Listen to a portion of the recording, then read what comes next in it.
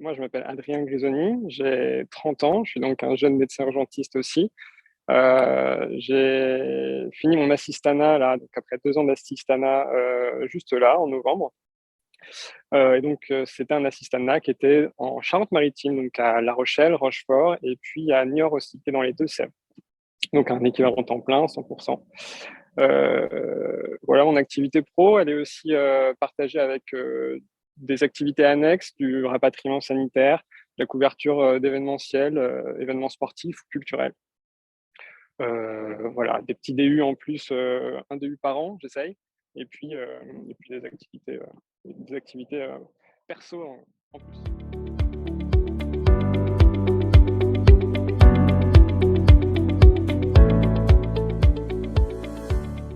Le rapatriement sanitaire, qu'est-ce que c'est? Bah, c'est du transport de malades. C'est géré par des sociétés privées qui sont des sociétés d'assistance, qui bossent avec les sociétés d'assurance que les gens contractent. En gros, c'est des patients qui sont la plupart du temps stables. C'est donc différent du SMUR. C'est un peu moins intéressant du coup aussi sur le plan intellectuel parce que c'est des gens voilà, qu'on transporte et on est vraiment là au cas où. Pour la plupart du temps, c'est les rapprocher de chez eux. Voilà, c'est en dehors d'une cause médicale. C'est pareil en transport pour aller dans un centre spécialisé, etc. C'est vraiment une fois que le gros est passé, quoi. Du coup, c'est du rapatriement, ça peut être national ou international. C'est-à-dire qu'en général, on commence avec des petites ambulances qui sillonnent la France comme ça, et puis plus on prend en maturité sur ce genre de rapatriement, et plus on peut arriver après à du transport aérien, donc soit toujours national avec des petits jets privés, tenus par des sociétés d'ambulance bien sûr, ou alors carrément de l'international avec ces mêmes jets ou même de l'avion de grande ligne après. Donc voilà, c'est une activité qui est variée aussi sur bah, les destinations sur lesquelles on va. Ça nous permet de voyager, ça permet de voyager en France, mais aussi à l'étranger, c'est pas mal.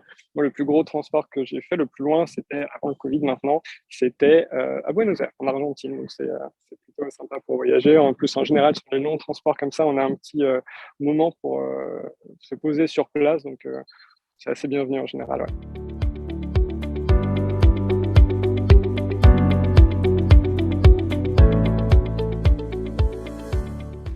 Il est assez sympa. Il est pour les urgentistes, donc les médecins et les infirmiers. Il est surtout demandé aux infirmiers parce que c'est un poste qui est aussi disponible pour les infirmiers. Il y a beaucoup de rapatriements qui ne sont pas forcément à nécessité de couverture médicale.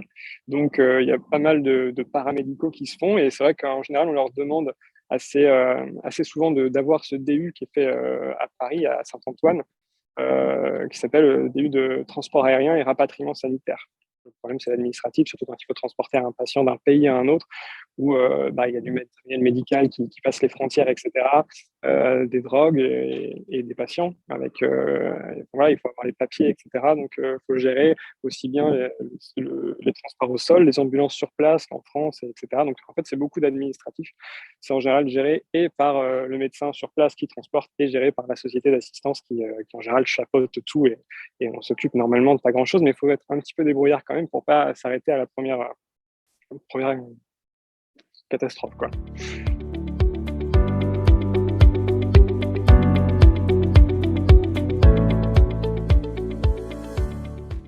Un petit peu par hasard au début, j'étais encore interne à cette époque-là, en réanimation à Poitiers, et j'avais entendu mes collègues qui discutaient de médicaliser le marathon de Poitiers initialement, donc j'étais encore interne. Mais j'étais hyper motivé. Et de toute façon, je crois que toutes les opportunités sont bonnes à prendre. Donc je suis allé sur place. En fait, j'ai découvert que c'était hyper sympa. On se baladait, je me baladais en auto entre les différents coureurs à les encourager, etc. Et pour pouvoir être directement sur place, il se passait quelque chose et à se balader comme ça sur 42 kilomètres. Et puis, il y a un poste évidemment à l'arrivée au départ pour récupérer les gens une fois qu'ils ont fini leur course. Mais globalement, je me suis senti vachement bien dans le sens où ça te change ta pratique que tu as à l'hôpital, en salle d'urgence, même en SMUR, etc. Et je me suis dit que c'est ce qu'il fallait pour diversifier mon activité, en fait, parce que à la différence du rapatriement sanitaire qui est un petit peu au dernier moment, les événements culturels, ça se prévoit même assez longtemps à l'avance, entre guillemets. Donc, c'est un petit peu plus stable et c'est hyper intéressant. C'est pas du tout les mêmes pathologies, c'est la pathologie du sport aussi. C'est pour ça que je fais aussi un DU sur le sport. Mais c'est un petit peu comme ça, un petit peu par hasard, enfin, en tout cas par l'opportunité que je suis arrivé dans le truc, quoi. Que ça m'a effectivement intéressé. Après, du coup, j'ai sauté sur toutes les occasions qu'on m'a proposées. Donc, effectivement, tous les ans, je fais une course hippique. Donc, la course hippique, ça peut varier du tout au tout en fonction qu'on est sur du trot, sur du plat ou du galop avec obstacle. On n'a pas du tout les mêmes risques et les mêmes traumatismes, évidemment.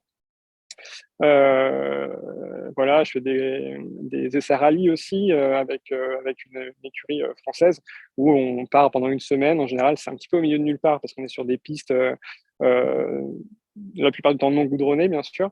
Ça peut être en France, mais l'année dernière, par exemple, c'était en Finlande et c'était très sympa aussi. Encore une fois, c'est une bonne occasion de voyager.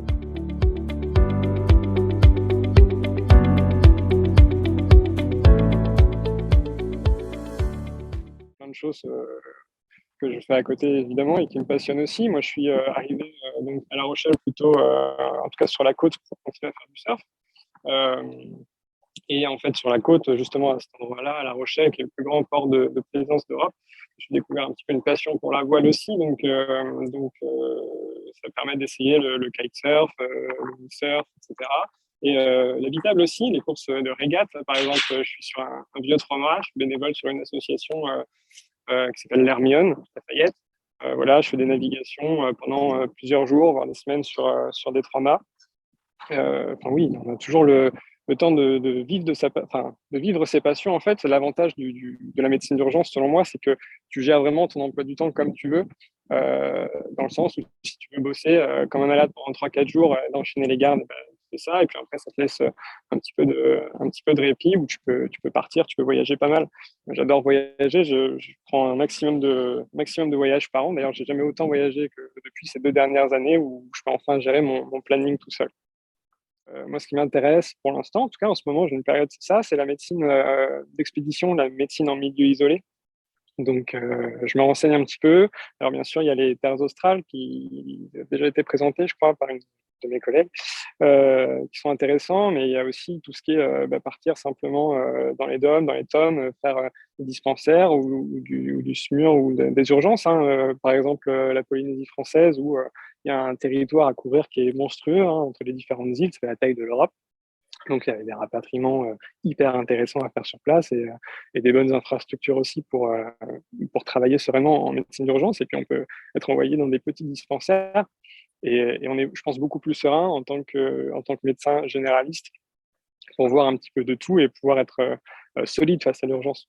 Donc, en fait, on a plein de possibilités. Moi, en tout cas, c'est pour ça que j'ai choisi urgence, parce que je veux être vraiment le médecin dont on a besoin en premier recours partout et sereinement. C'est-à-dire que le médecin qui te permet de voyager, le médecin qui te permet de médicaliser un truc n'importe où, c'est le médecin urgentiste d'abord, quoi. C'est celui qui est le plus formé et à la médecine générale et à la médecine au cas où ça se passe mal.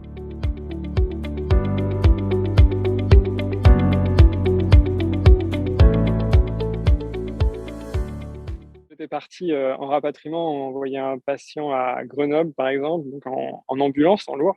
Et puis, je me suis rendu compte pendant le transport que j'avais oublié mon passeport. Et donc, au lieu de rentrer en avion, j'ai dû me retaper les 8 heures de transport retour plutôt que rentrer en avion. Donc, voilà, si je peux vous donner un conseil, si vous faites du rapat, le passeport, c'est le truc, le truc à pas oublier.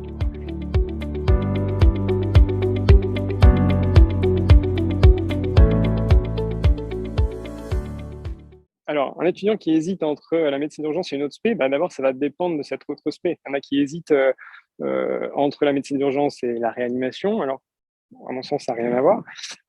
Mais beaucoup hésitent, et je vais m'adresser plutôt à eux, entre la médecine générale et la médecine d'urgence.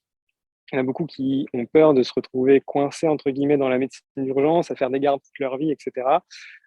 Et peur de ne pas pouvoir retourner à une activité, entre guillemets, plus calme.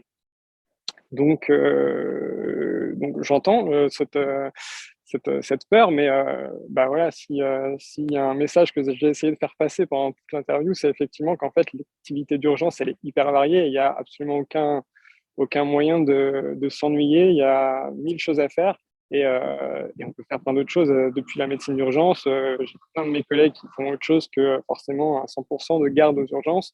Alors, je dis pas qu'on va couper aux gardes au bout d'un moment, parce que je pense que c'est aussi ça qui fait effectivement l'activité et la performance du travail à l'hôpital. Mais il y a énormément de façons de diminuer aussi son travail à l'hôpital.